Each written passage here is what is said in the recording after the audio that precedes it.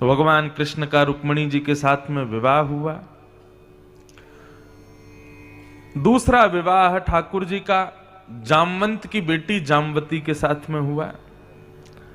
तीसरा विवाह ठाकुर जी का सत्राजित यादव की बेटी सत्यभामा से हुआ।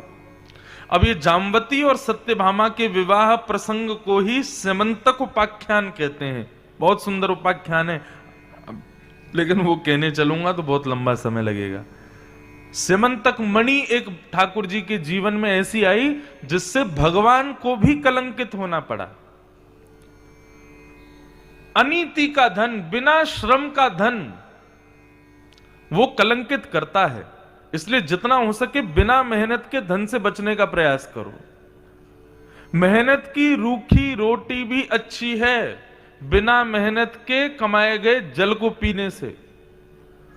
अगर बिना श्रम के जल मिल जाए, आपने उसका पान कर लिया, आप पचा नहीं पाएंगे उसको। लेकिन मेहनत करके यदि रूखी रोटी और छिलके की दाल मिल जाए ना, तो वह भी आपके लिए श्रेयस्कर है। इसलिए बंधुओं, सदैव याद रखना, अनीति के धन से बचना, बिना श्रम के धन से बचने का प्रयास करना। स्यमंतक मणि ऐसी आई ठाकुर जी के जीवन में कि द्वारिका के लोगों ने ठाकुर जी पे ही कलंक लगा दिया। तब भगवान ने पूरी लीला के द्वारा उस कलंक को अपने ऊपर से हटाया, और इसी बीच में ठाकुर जी के दो विवाह और हुए, जामवंत की बेटी जामवती और सत्यभामा के साथ में। चौथा विवाह ठाकुर जी का हुआ हमारी वृंदावन की अधिष्ठात्री श्री यमुना महारानी के साथ में। बोलो श्याम सुंदर श्री यमुने महारानी की जय। इस प्रकार ठाकुर जी के 4 विवाह, उनका क्रम बताया गया। ठाकुर जी का 5वां विवाह हुआ आपके ही पड़ोस में, उज्जैन में। किसके साथ? मित्रविंदा। इस प्रकार ठाकुर जी के समस्त अष्ट मुख्य विवाह बताए गए। फिर उसके बाद भौमासुर नाम का एक दैत्य था जिसने 16,000 राजकुमारियों को बंदी बना रखा था। भगवान को जब पता चला तो भगवान भौमासुर का वध करके उन 16,100 राजकुमारियों को मुक्त करके लाए। सबने भगवान से प्रार्थना की कि अब हमको परिवार के लोग स्वीकार नहीं करेंगे, हमसे कोई विवाह नहीं करेगा, हम कहां जाएं? हम पे 2 रास्ते हैं, या तो हम मर जाएं या फिर हम गलत रास्ते पर चली जाएं। ठाकुर जी बोले कहीं नहीं जाना है, तुमको मैं स्वीकार करूंगा। और 16,100 राजकुमारियों के साथ भगवान ने विवाह किया। तो कुल कितने हो गए? 16,108। अब एक चीज बहुत ध्यान से सुनिएगा, 16,108 ये कोई सामान्य कन्या नहीं है, सामान्य स्त्री नहीं है। ये 16,108 कौन है? भगवान की ही बनाई गई प्रकृति को ही भगवान ने अपना पत्नी बनाया। कैसे? सबसे पहले पंच धातु, पृथ्वी, जल, तेज, वायु, आकाश। भगवान ने इन पंच धातुओं को ही पत्नी के जो ठाकुर जी की प्रमुख 5 पत्नियां हैं वो पंच धातु हैं, पृथ्वी, जल, तेज, वायु, आकाश। पृथ्वी का स्वरूप है सत्यभामा, जल का स्वरूप है यमुना, अग्नि का स्वरूप है रुक्मिणी, वायु का स्वरूप है मित्रविंदा, और आकाश का स्वरूप है लक्ष्मणा। इस प्रकार ठाकुर जी की मुख्य पंच पटरानी पृथ्वी, जल, तेज, वायु, आकाश। तो 5 प्रकृति मानव के बाहर होती हैं, 4 प्रकृति मानव के अंदर होती हैं। कौन कौन सी? मन, बुद्धि, चित्त और अहंकार। जिसमें से चित्त जो है वो ठाकुर जी का ही स्वरूप है। तो चित्त को हटा दें तो बचे 3, मन, बुद्धि और अहंकार। यहां पर अहंकार अभिमान नहीं है, अहंकार मतलब सेल्फ कॉन्शियसनेस। ये हमारे भीतर की 3 प्रकृतियां और हैं, मन, बुद्धि और अहंकार। तो 5 प्रकृति बाहर की, 3 प्रकृति अंदर की, कितनी हो गई? 8। ये भगवान की 8 मुख्य पटरानियां हैं, पृथ्वी, जल, तेज, वायु, आकाश, मन, बुद्धि और अहंकार। और 16,100 राजकुमारियां जो हैं ये कौन है? आप लोग ब्राह्मण देवताओं से यज्ञ करवाते हैं, पूजन करवाते हैं, तो वे कहते हैं हाथ में जल लीजिए, अक्षत लीजिए, पुष्प लीजिए, आइए भगवान कृष्ण को प्रणाम कीजिए। वंशी विभूषित करा नवनीर दावात पीतांबरा दरुण बिंब फलादरोष्टात् पूर्णेन्दु सुंदर मुखा दरविंद नेत्रात् कृष्णात् परम किमपि तत्त्वमहं न जाने। पुष्प छोड़ दीजिए। इस प्रकार कर्म कांड के 16,100 कृष्ण उपासना के जो मंत्र हैं वो भगवान की 16,100 पत्नियां हैं। भगवान ने सामान्य हाड़ मांस के पुतली वाली कन्या से विवाह नहीं किया। पृथ्वी जल तेज वायु आकाश मन बुद्धि अहंकार और 16,100 मंत्रों से ठाकुर जी ने विवाह किया।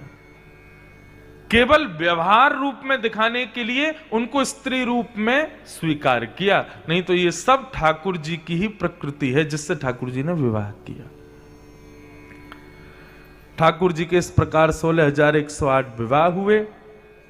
प्रणय कलह, राजा नृण की कथा, नारद जी का भगवान की गृहचर्या को देखना, भगवान का राजसूय यज्ञ में जाना, अग्र पूजा होने पर शिशुपाल को क्रोध आना, भगवान के सुदर्शन चक्र से शिशुपाल का सर धड़ से अलग होना, ये सब कथाएं बताई गई। और इन सब को बताते हुए फिर भगवान के एक परम प्रिय मित्र श्री सुदामा जी की कथा आती है। बंधुओं, सुदामा चरित्र में केवल इतना जानो कि भगवान के सखा हैं सुदामा। सुदामा के अंदर ऐसा क्या था जिससे वो ठाकुर जी के सखा बने? 3 गुण 3 गुण हैं सुदामा जी के। और ये 3 गुण कौन कौन से हैं? कृष्ण स्यासीत सखा कश्चित ब्राह्मणो ब्रह्मवित्तमः विरक्त इंद्रियार्थेषु प्रशांतात्मा जितेंद्रिय। आप लोगों को शायद सुनकर के आश्चर्य हो, लेकिन एक बात बताऊं, भागवत में सुदामा जी का नाम नहीं है। सुदामा शब्द है ही नहीं भागवत में, तो फिर भगवान के मित्र का नाम सुदामा कैसे पड़ा? ये तो भाव जगत के लोगों ने उनका नाम रख दिया। भागवत में तो केवल इतना लिखा है कि एक ब्राह्मण था, बड़ा दीनहीन सा ब्राह्मण, वो भगवान का मित्र था, सखा था, बस इतना लिखा है। सुदामा उसका नाम था, ये कहीं नहीं लिखा। तो फिर सुदामा क्यों कहते हैं? तो सुदामा शब्द का अर्थ क्या होता है? सु यानी कि सुंदर, दामा मतलब जिसके पास धन हो, सुंदर धन से युक्त जो है उसका नाम है सुदामा। कितना उल्टा नाम रखा लोगों ने। कहां सुदामा जी के घर में बारिश पड़ जाए तो कमर कमर तक पानी भर जाता है, पहनने के लिए कपड़े नहीं है, करने के लिए भोजन नहीं है। ऐसे सुदामा जी, उनको लोग सुदामा कैसे कह सकते हैं? तो एक संत ने बड़ी सुंदर इसका उत्तर दिया। बोले कि इनका नाम सुदामा इसलिए रखा गया क्योंकि संसार जिसको धन मानती है ना, संसार जिसको धन के रूप में स्वीकार करता है, वो सुंदर धन नहीं है। क्यों? आज मिला कल खर्च हो जाएगा। लेकिन सुदामा जी के पास ऐसा धन है वो कभी खर्च नहीं होता, और वो है भगवान के नाम का धन। जितना भी गावें, जितना भी बोलें, जितना भी बांट दें, वो नाम धन कभी खत्म नहीं होता। इसलिए उनका नाम सुदामा, क्योंकि उनके पास ठाकुर जी का नाम रूपी धन है। सुदामा जी के अंदर 3 गुण हैं जिसकी वजह से वो ठाकुर जी के सखा हैं। पहला गुण विरक्त इंद्रिय, अपनी इंद्रियों से विरक्त हैं। हम लोग इंद्रियों से विरक्त नहीं है, इंद्रियों में आसक्त हैं। कैसे आसक्त हैं? जीव को जब जो चाहिए तुरंत देंगे, कान को जब जो चाहिए तुरंत देंगे, आंखों को जब जो देखना है तुरंत दिखाते हैं। इसलिए हम लोग क्या है? आसक्त हैं अपनी इंद्रियों के। लेकिन सुदामा कैसे हैं? विरक्त हैं। यदि उनकी इंद्रिय कोई इच्छा प्रकट करती है तो सुदामा जी और जबरदस्ती ऐसे हट पूर्वक बैठ जाते हैं कि तेरी ये इच्छा ही पूरी नहीं करूंगा। जीव कहे कि मुझे झाल मुड़ी खानी है, मुझे चाट खाना है, तो सुदामा जी अदबद करके जो है कुछ और खाकर के जीव को संतोष देते थे, लेकिन जीव को जो चाहिए वो नहीं देते थे। ये होता है विरक्त इंद्रिय। इंद्रिय की इच्छा के विपरीत वस्तु इंद्रिय को देना, यह सुदामा जी का पहला गुण। सुदामा जी का दूसरा गुण क्या है कि सुदामा जी प्रशांत हैं, अत्यंत शांत हैं। और सुदामा जी का तीसरा गुण क्या है? जितेंद्रिय। सुदामा जी की प्रत्येक इंद्रिय भगवत भजन करती है। ये तीन गुण सुदामा जी में है, इसलिए ठाकुर जी उनको अपना सखा मानते हैं। पत्नी बार बार बोलती है कि मैंने सुना है तुम्हारे मित्र द्वारिकाधीश हैं, तो उनके पास जाते क्यों नहीं हो? तो सुदामा जी कहते हैं वो मेरा मित्र जरूर है, लेकिन मैं उसके पास इसलिए नहीं जाता कि मेरे पतले दुबले शरीर को देख करके, मेरे फटे हुए वस्त्रों को देख करके, मेरे मुखाकृति को देख करके कहीं ये ना सोचे कि गरीब है, कुछ मांगने आया है। मैं इसलिए उसके पास नहीं जाता। बाकी मैं नित्य अपने हृदय से उसका स्मरण करता हूं। लेकिन आज पत्नी ने हठ पूर्वक सुदामा जी से कहा कि आज तुमको जाना पड़ेगा। अपनी पत्नी के हठ के आगे कुछ ना कर पाए और श्री सुदामा जी द्वारिकाधीश से मिलने के लिए द्वारिकापुरी गए। 7 दिन तक चलते चलते चलते चलते सुदामा जी ने एक जगह जाके पूछा, भैया ये द्वारिकापुरी कितनी दूर है? तो किसी ने हंस के बताया, बोले द्वारिकापुरी का रास्ता तो आप कम से कम 60 किलोमीटर पीछे छोड़ के आ गए हो, वहां से भी कम से कम 100 किलोमीटर द्वारिका है, कब तक चलते रहोगे महाराज? सुदामा जी परम उदास हो गए, बोले क्या करें लाला, वैसे तो तू हमारे हृदय में रहे, लेकिन नगरी तेरी बड़ी दूर है।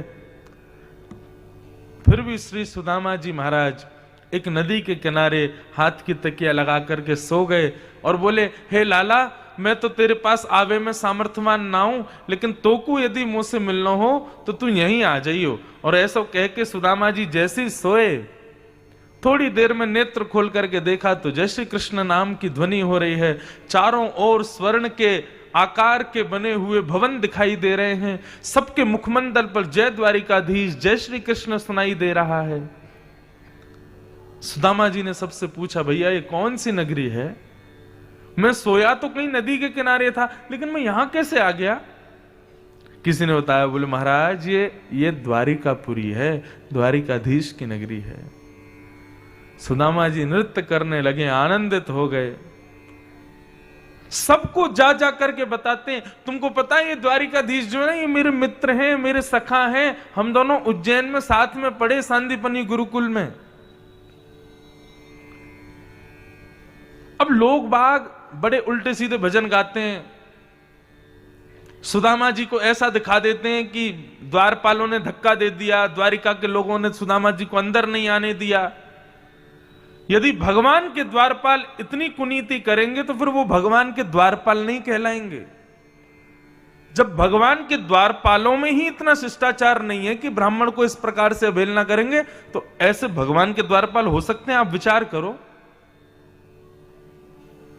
ऐसा बिल्कुल नहीं हुआ था कि धक्का दे दिया, फेंक दिया, सुदामा जी को मिलने नहीं दिया। सुदामा जी जब गए, जाकर के प्रार्थना की कि भैया हमारो नाम सुदामा है, हम इतनी दूर से आए हैं, कृष्ण के बचपन के सखा हैं, मेरी फटी हुई धोती, मेरे पतले दुबले शरीर को देख करके ये मत सोचना कि मैं कुछ मांगने आया हूं, वो मेरे मित्र हैं, मेरे सखा हैं, केवल उनसे मिलने आया हूं। द्वारपालों ने ससम्मान सुदामा जी को बिठाया और कहा कि महाराज हमारे द्वारिकाधीश के मित्र आप जैसे ही होते हैं। बड़े बड़े राजा खड़े हैं लाइन में, लेकिन ठाकुर जी के मित्रों कौन से? बोले कोई त्रिपुंड लगाए होगा, कोई उर्धपुंड लगाए होगा, कोई कीर्तन कर रहा होगा, किसी की लंबी चोटी होगी। बोले ऐसे ही ठाकुर जी के सखा हैं सारे। ठाकुर जी राजाओं को सखा थोड़ी मानते हैं, ठाकुर जी तो भक्तों को सखा मानते हैं। लेकिन अभी ठाकुर जी प्रसाद पा रहे हैं, आपकी आज्ञा हो तो थोड़ी देर बैठी हम देख के आए। भीतर जाके द्वारपालों ने देखा ठाकुर जी प्रसाद पा रहे थे। द्वारपालों ने बड़े सकुचाए भाव से कहा, नाथ क्षमा करना, बीच में व्यवधान दे रहे हैं, लेकिन द्वार पर एक दुर्बल सा ब्राह्मण आया है, उसके मस्तिष्क के तेज को देख करके लगता है परम ज्ञानी है, परंतु उसके वस्त्र, परंतु उसका अंग, वो देख करके लगता है कि 4 दिन से भोजन भी नहीं किया होगा। आपको अपने बचपन का सखा बताते हैं, उज्जैन में आपके साथ सांदीपनी गुरुकुल में पढ़े थे। अब तक तो भगवान भोजन करते जा रहे थे, सुनते जा रहे थे, लेकिन जैसे ही बताया कि उन्होंने अपना नाम सुदामा बताया है, ये भाव सुनते ही ठाकुर जी का कवल रुक गया, मुख से भोजन खाना बंद कर दिया। ठाकुर जी बोले, सुदामा जी आए हैं, मेरे मित्र मेरे सखा सुदामा जी आए हैं। बोले, जी महाराज, द्वार पर खड़े हैं। ठाकुर जी बोले, तुम उनको द्वार पे छोड़ा है, भीतर नहीं लेकर के आए? मेरे सखा सुदामा आए हैं, भोजन की थाली दूर की है, 16,100 पटरानियां नए नए व्यंजन लेकर के हाथ में खड़ी हैं, बड़े बड़े महामंत्री कुबेर आदि देवता आकाश में खड़े हैं ठाकुर जी के हाथ दुलाने को, ठाकुर जी को जल पिलाने को, ठाकुर जी की सेवा करने को। सबको छोड़ करके जगन्नाथ दौड़े हैं अपने मित्र से मिलने के लिए। मुकुट कहीं गिरा है, गले की मालाएं टूट टूट करके गिर रही हैं। महामंत्री, सेनापति, रुक्मणी, जामवती, सत्यभामा, यमुना सब दौड़ रही हैं और ठाकुर जी सबसे आगे आगे दौड़ रहे हैं कि मेरा मित्र मेरा सखा सुदामा आया है। दौड़ करके मुख्य द्वार पर जाकर के जैसे सुदामा को देखा, मानो ठाकुर जी ने इतनी जोर से अपने हृदय से लगाया कि बस थोड़ी देर अगर ठाकुर जी नहीं छोड़ते तो सुदामा जी ठाकुर जी में विलीन हो जाते। नेत्रों से झरझर के आंसू बह रहे हैं ठाकुर जी के।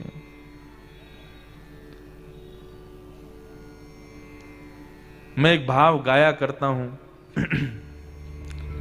ठाकुर जी का स्वभाव बहुत अच्छा है, ऐसा स्वभाव किसी का नहीं है। कितने कृपालु हैं, कितने दयालु हैं। लेकिन कभी कभी मुझे ऐसा लगता है कि ठाकुर जी आपका इतना सुंदर स्वभाव, आप पूतना जैसी राक्षसी को सदगति दे देते हो, सुदामा जैसे दुर्बल ब्राह्मण को अपने हृदय से लगा लेते हो, इतने कृपालु, इतने दयालु, इतने सुंदर स्वभाव वाले ठाकुर जी हम पर कृपा क्यों नहीं करते?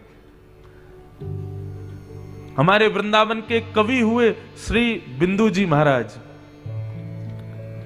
वो बिंदु जी पद लिखते थे, लेकिन उनके पद की खासियत यह थी कि वो भगवान से शिकायत करते थे और भगवान को खड़ी खोटी सुनाते थे। एक बात कहूं बंधुओं, हाथ जोड़ के निवेदन करूं, भक्ति भगवान से प्रेम करने का अधिकार देती है, भक्ति भगवान को लाड़ लड़ाने का अधिकार देती है, भक्ति भगवान के 56 भोग लगाने का अधिकार देती है, तो भक्ति भगवान पर क्रोध करने का भी अधिकार देती है।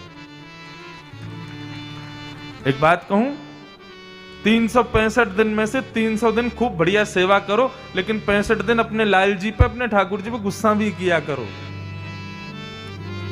ज्यादा वैभवशाली है ना, ज्यादा संपत्ति है इनके पास, इसलिए कभी कभी थोड़ा अपनी भक्ति के बल से थोड़ा बहुत डांट फटकार भी दिया करो अपने ठाकुर जी को। हम तो खूब डांटते हैं अपने ठाकुर जी को कभी कभी, लेकिन डांटने का अधिकार तभी मिलेगा जब पहले प्रेम किया हो। और एक बात कहें, डांटा उसको नहीं जाता जो अनजान हो, डांटा उसी को जाता है जिससे प्रेम हो। ठाकुर जी से प्रेम हो जाएगा तो डांटने का अधिकार मिलेगा। श्री बिंदु जी महाराज कहते हैं, इस पद को जरूर गाना मेरे साथ में। हे नाथ, क्या वह स्वभाव पहला सरकार अब नहीं है, क्या वह स्वभाव पहला सरकार अब नहीं है, हम दीनों के वास्ते क्या दरबार अब नहीं है। हम दीनों, शब्द सुनिएगा क्या कह रहे हैं, दरबार नहीं है। ओ हम दीनों के वास्ते क्या दरबार अब नहीं है, हम दीनों के वास्ते क्या दरबार अब नहीं है। ओ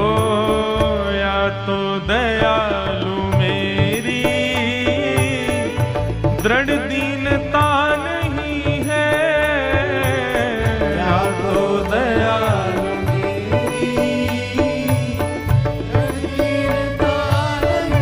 हे नाथ, आप मुझे मिलते नहीं हो, आप मुझसे बात करते नहीं हो, मुझे लगता है मेरी शायद दीनता में कोई कमी है, मेरी भक्ति में कोई कमी है। या तो दयालु मेरी दृढ़ दीनता नहीं है, या तो दयालु मेरी दृढ़ दीनता नहीं है, या फिर या दीनों की तुम्हें ही दरकार अब नहीं है, या दीनों की तुम्हें ही दरकार अब नहीं है। बिंदु जी महाराज पहले तो खुद को कोसते हैं, मेरी दीनता में कोई कमी है, लेकिन फिर बाद में बिंदु जी कहते हैं ना, मेरी दीनता में कोई कमी नहीं है, मेरी भक्ति में कोई कमी नहीं है। वास्तविकता तो यह है कि आपको दीनों की जरूरत ही नहीं है। ये शिकायत है ठाकुर जी से, या दीनों की तुम्हें ही दरकार अब नहीं है, या दीनों की तुम्हें ही दरकार अब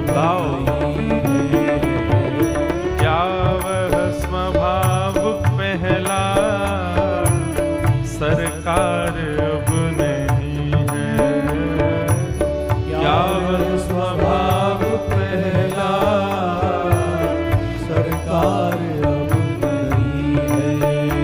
ओ दौड़े थे द्वारिका से जिस पर अधीन होके, दौड़े थे द्वारिका से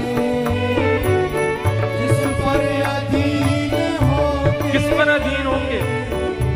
भरी सभा में जब द्रौपदी को निर्वस्त्र कर किया जा रहा था, दुशासन द्रौपदी की साड़ी खींच रहा था, द्रौपदी सोच रही थी ये 5 पति हैं मेरे, दुनिया के 1 पति होते हैं, मेरे 5 पति हैं, रक्षा करेंगे मेरी।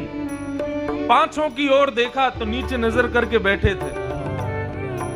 जब 5 से मदद नहीं मिली तब द्रौपदी बोली, भीष्म पितामह, कृपाचार्य, द्रोणाचार्य ये सब मेरी रक्षा करेंगे। लेकिन बुजुर्गों ने भी कोई रक्षा नहीं की। तब द्रौपदी अपना बल लगाती है, मैं क्षत्रिय नारी हूं, मैं निर्वस्त्र नहीं हो पाऊंगी इतनी जल्दी।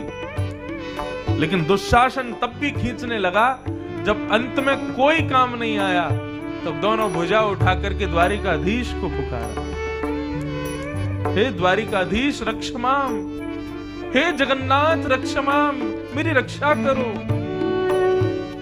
भरी सभा में तुम्हारी बहन को निर्वस्त्र किया जा रहा है द्वारिकाधीश, मेरी लाज नहीं जाएगी। कल को कोई पूछेगा कौन निर्वस्त्र हुआ था, सब कहेंगे कृष्ण की बहन निर्वस्त्र हुई थी, मेरी रक्षा करो। तब दुशासन की भुजा थकित भई, वशन रूप भय श्याम। ठाकुर जी वस्त्र बनकर के प्रकट हो गए और दुशासन खींचते खींचते हार गया, लेकिन द्रौपदी को निर्वस्त्र नहीं कर पाया। आपने उसकी लाज बचाई, हमारी कब बचाओगे नाथ? दौड़े थे द्वारिका से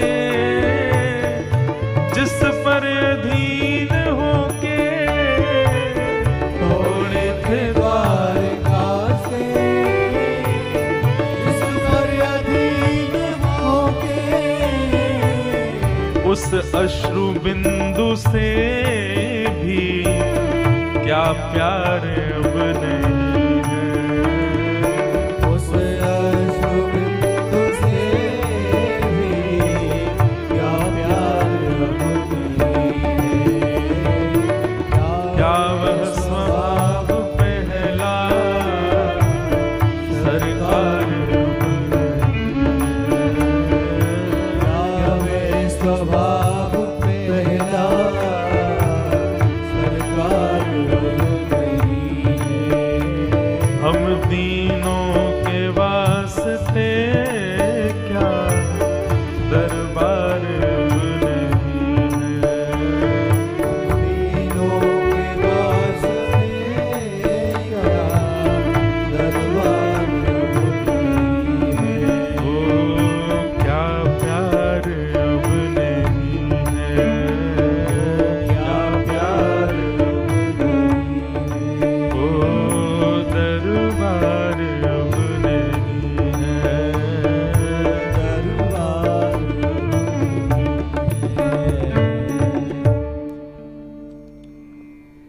वास्तव में ये तो एक देखो शिकायत है, परंतु ठाकुर जी का स्वभाव तो निर्मल ही है, कमी हमारी भक्ति में ही है, कमी हम में ही है, इसलिए ठाकुर जी कृपा नहीं कर रहे हैं।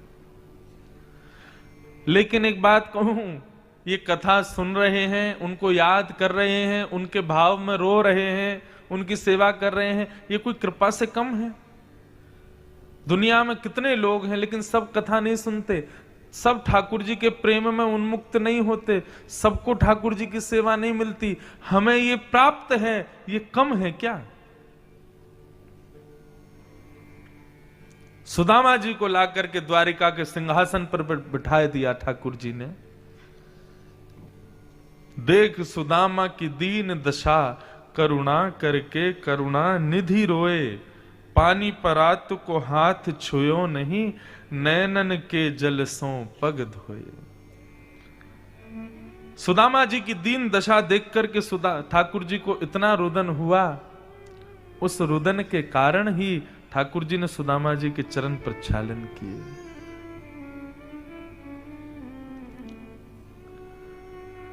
सुदामा जी महाराज से भगवान ने पूछा, और सुदामा जी आपका ब्याह हो गया?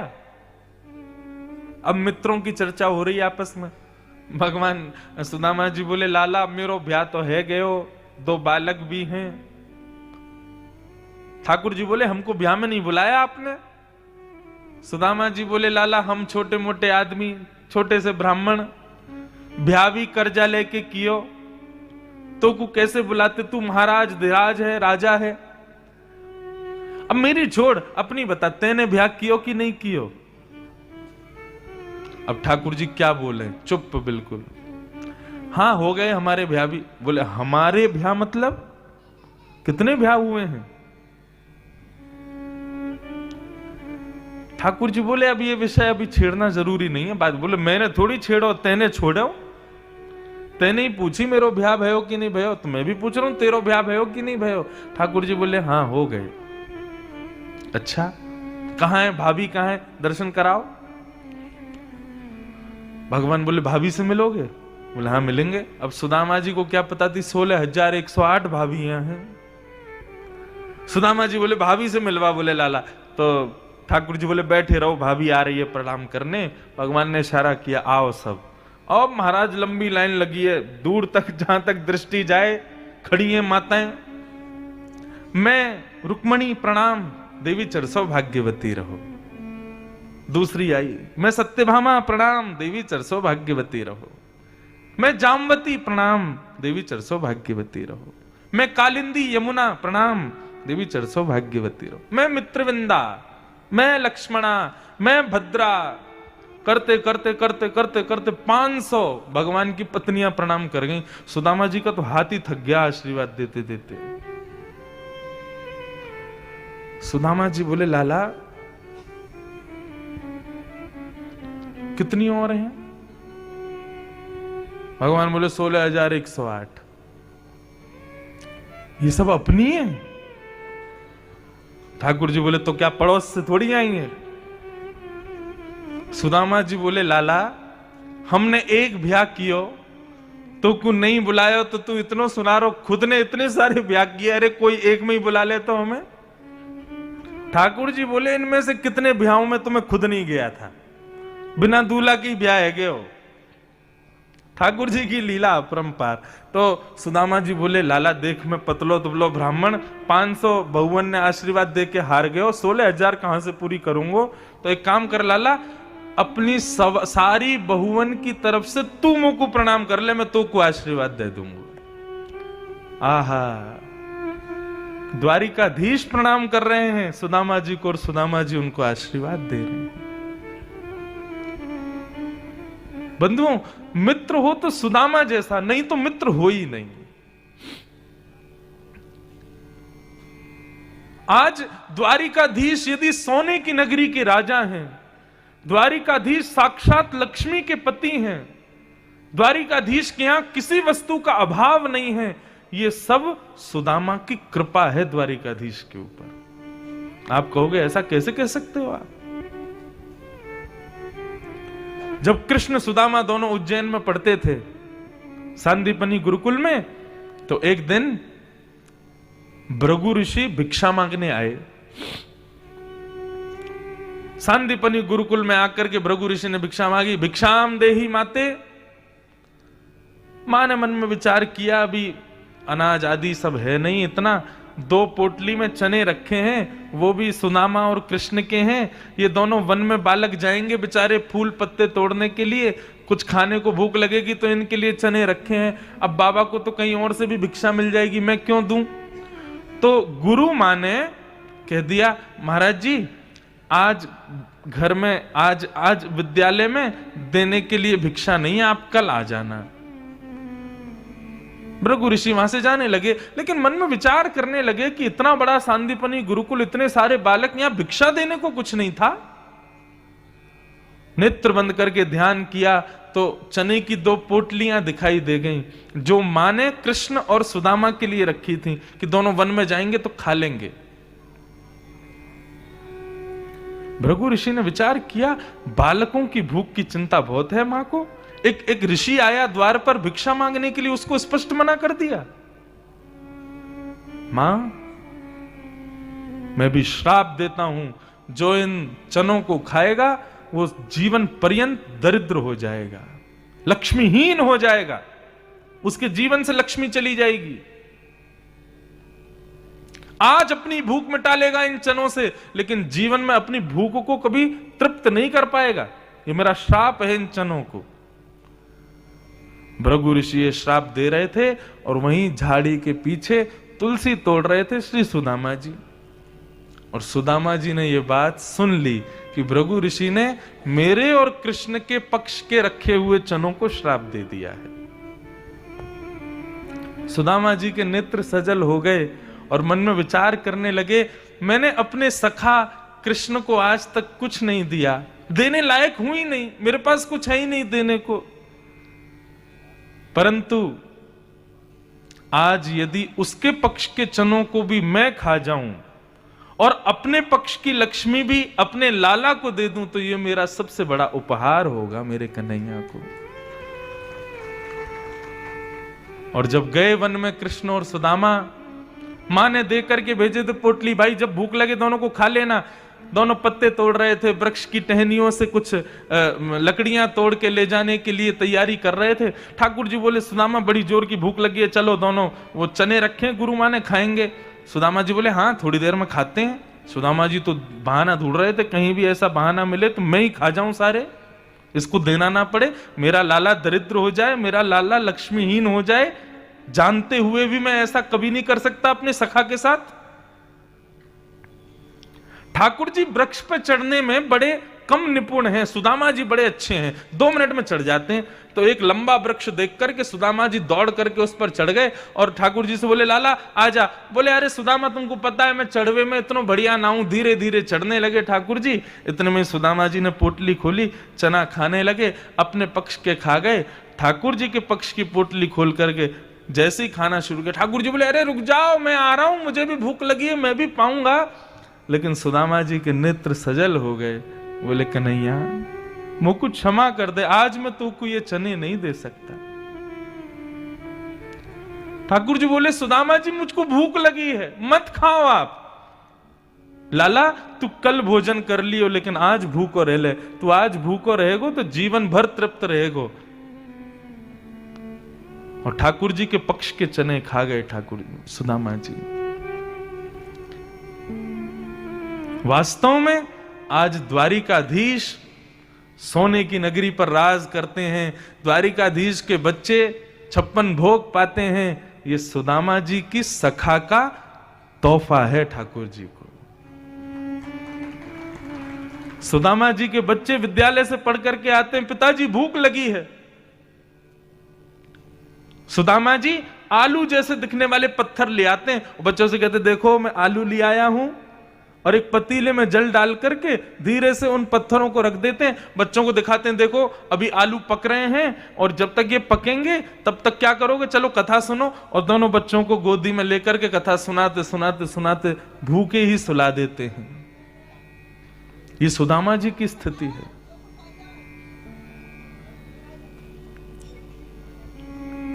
सखा हो तो सुदामा जैसा, ना तो ना हो। भगवान ने बड़ी कृपा की।